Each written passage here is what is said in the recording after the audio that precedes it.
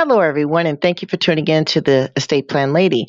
I wanted to talk to you today about the article that I got from Forbes.com, and it's titled Borrowers Catch a Break as FHA Changes the Mortgage Application Rule. So, this article, I'll go ahead and just, kind of briefly go through it and then give my intake on it, and we'll go from there. So, it's saying applying for a mortgage, getting a low down payment FHA loan may be a little easier now. The Federal Housing Administration has stopped flagging applications from people with previous FHA loan rejections, removing a potential obstacle. The flags, which application used to carry for 6 months, were meant to help originators of FHA insured mortgages assess the risk of lending to someone who had previously been denied. But the FHA found the alerts had minimal value, according to an agency news release, and were often why lenders would reject an application or an applicant even when the applicant might otherwise qualify for a loan. So, going to go ahead and move on down and how the change would help the borrower. FHA's requirements that lenders flag rejected loans definitely made it more difficult for prospective buyers who had been rejected by one lender to be approved by another, says Peter, Isaac, an attorney at Polunsky Bettle Green, a firm specializing in residential mortgages. Warning flags are being removed from pending FHA mortgage application. As of September 11th, all future FHA rulebooks for single-family home loans will include this waiver. Okay, so this really now explains what happened to my home loan earlier this year. So this was unfair, very unfair. And I must say, it's not just the traditional banks that was doing this. This was even my beloved Navy Federal that actually turned us down too, after I'd been previously turned down from a regular bank. So this makes sense. The red flag was there. They're flagging certain people's accounts, people's loans, and it makes sense because on the end before our loan passed, we went through another round of what they called an audit before the loan was given. So let me tell you what's going on with FHA loans. FHA loans are backed by the U.S. government. They're meant for first-time homebuyers. And first-time homebuyers does not necessarily mean this is the first home you've ever bought in your life. A first-time homebuyer can mean a person that has bought and sold a home and hasn't owned a home in 2 to 3 years. You're considered a first-time homebuyer again. And there's a couple other rules to it, but just that's the gist of it.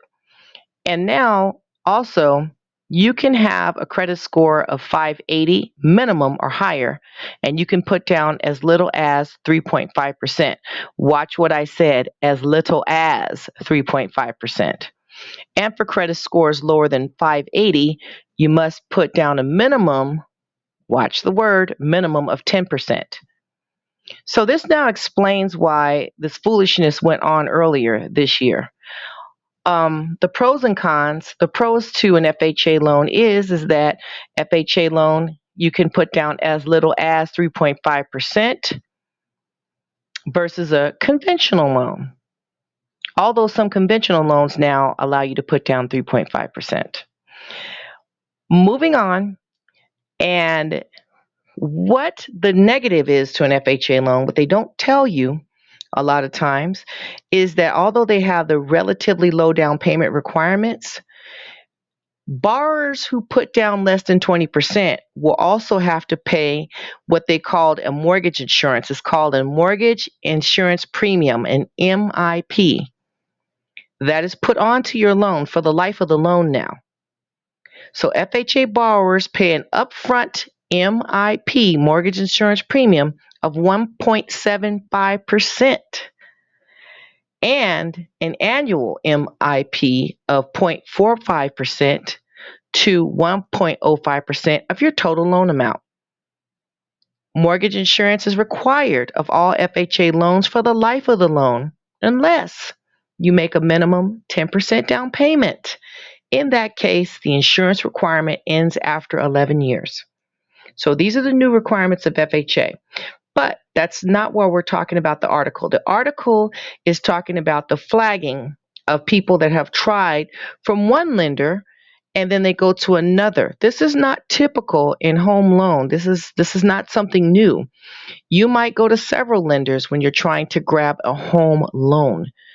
You might go to Wells Fargo. You might go to Bank of America. You might go to Chase. You might go to US Bank. These are just, might go to Navy Federal. You might go to your local credit union. Might go to more than one lender. Who says the first lender is automatically going to approve you?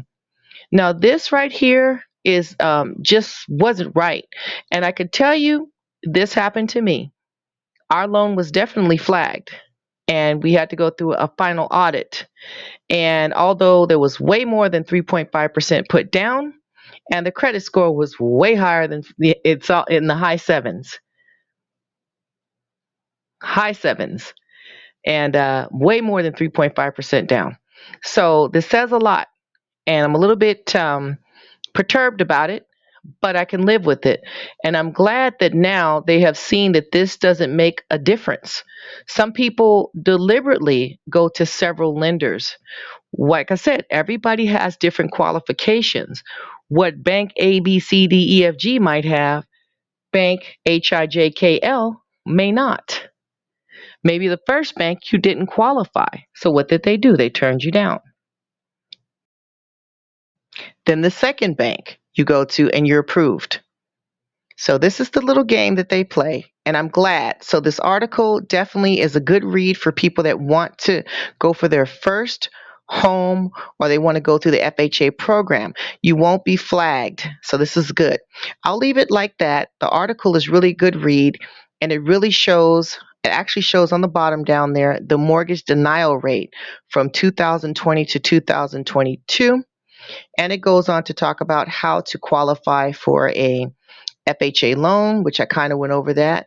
And I hope this was a help. If anyone has anything to say, keep it professional. Go ahead and link your comment below. Please like and share this video. And I thank you so much for your time. And you have yourself a good day.